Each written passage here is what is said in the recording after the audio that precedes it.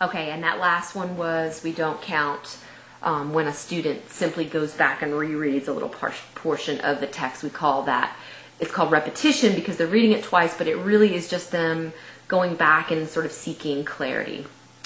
All right, so let's go through them together. So a significant miscue is one that distorts meaning, not grammatical, different from the author's intended meaning. We count all repeated miscues, and proper names don't count unless they're different every time. Okay, and then we never count self-corrections, and we don't count when students simply go back and repeat. Okay? Okay, in this video, I'm going to try to help you understand what exactly the significant miscues are. Those are the ones that we're going to use in the mathematical formula to figure out whether a text is at the independent, instructional, or frustration level. And so you should have out in front of you the handout that says, I would like you to meet a significant miscue of mine, that has a little Mort on it from Penguins of Madagascar.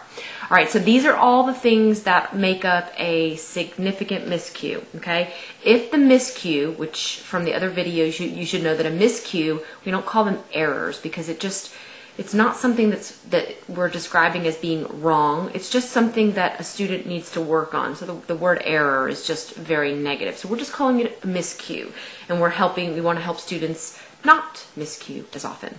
So a significant miscue is one that distorts meaning. So the miscue causes the student to really get a distorted view of what the author was trying to say to him. And for you, those of you who are bodily kinesthetic, my students and I do, from other classes, they decided they wanted to do distort meaning. So however you want to do your little distortion of meaning with your fingers and your face. So it distorts meaning.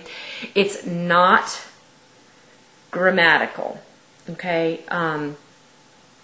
So not is obviously self-explanatory. Grammatical, whenever I teach grammar, which if you have not had me on campus for EDU 344 or data or anything, you would not know how I teach grammar, which is through all kinds of gestures. And this is a V for verb, so it helps remind us that we're talking about grammar and grammatical. So if the miscue that the student makes causes the text to not work, because the word that they've put in is like an adjective or a describing word instead of a verb, which is an action word, that will cause some comprehension problems. So we call that a significant miscue. Okay, so if it distorts meaning, if it's not grammatical, okay. Number 3, if it's different from the author, someone who writes, intended meaning. So if it's different from the author's intended meaning, then it is a significant miscue.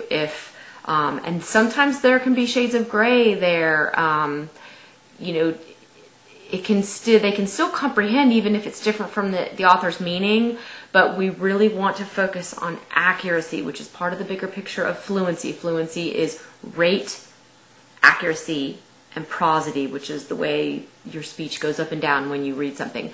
So here we're focusing on accuracy, and even though he may say deepness or blackness instead of darkness when talking about nighttime, we really want to help students focus in on pinpoint accuracy in their reading. So it may not seem like a big deal to you, but if it is different from the author's intended meaning, we're going to count it as a significant miscue. All right, so distorts meaning, not grammatical, and now different from the author's intended meaning. So those are 3 reasons that a miscue will be significant. All right, number 4, we count all repeated miscues. Okay, so every time the student miscues on a particular word, you have to count that every single time, because the more that word shows up, the more that word is important in terms of the meaning of the passage as a whole.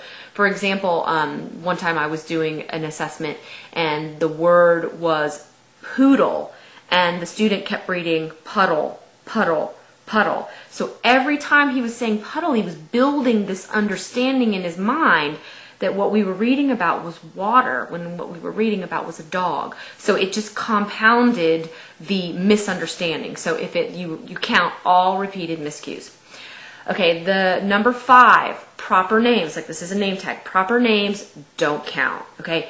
Names are just strange. I'm sure that some of you can remember times in your past when a teacher, either in college or in high school or whatever, announced your name to the class or was calling roll or something and never was able to pronounce your last name. Some of us have easy last names. Mine, I get called Scholes or Skults on the phone. So names are just really odd at times. So we don't count those as significant miscues, okay? So proper names don't count, okay? And the only time you will count a proper name is if the student pronounces it differently every single time, or a number of times pronounces it differently.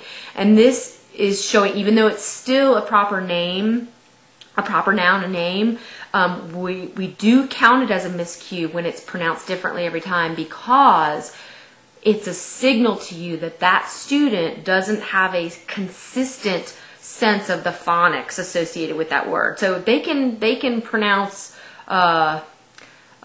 Mary for Marty all the way through. As long as they pronounce it the same way every time, you don't count it. But when they start messing around with it and they're trying to figure out, am I pronouncing this wrong? What do these letters, what sounds do these letters bring into my mind?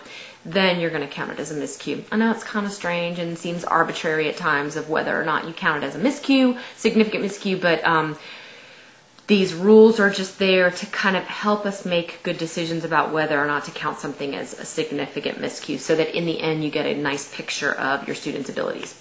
All right, you never ever count self-corrections. I don't have a movement for that one, but anytime a student says, such and such, and then the poodle, that is a sign to you that the student has a strategy in place for fixing up a particular error. So we wouldn't want to count that, because it means they're doing something right. So you never count self-corrections as a significant miscue.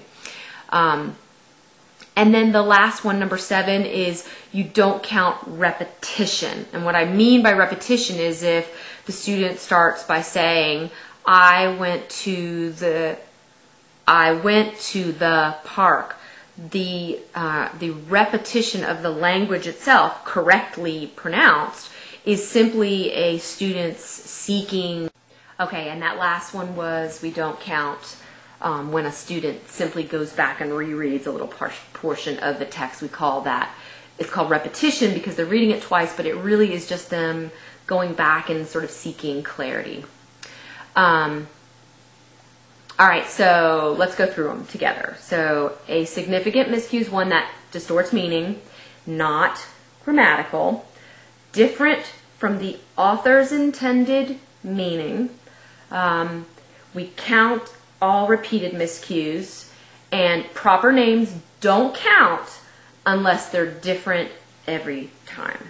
Okay, and then we never count self-corrections, and we don't count when students simply go back and repeat. Okay.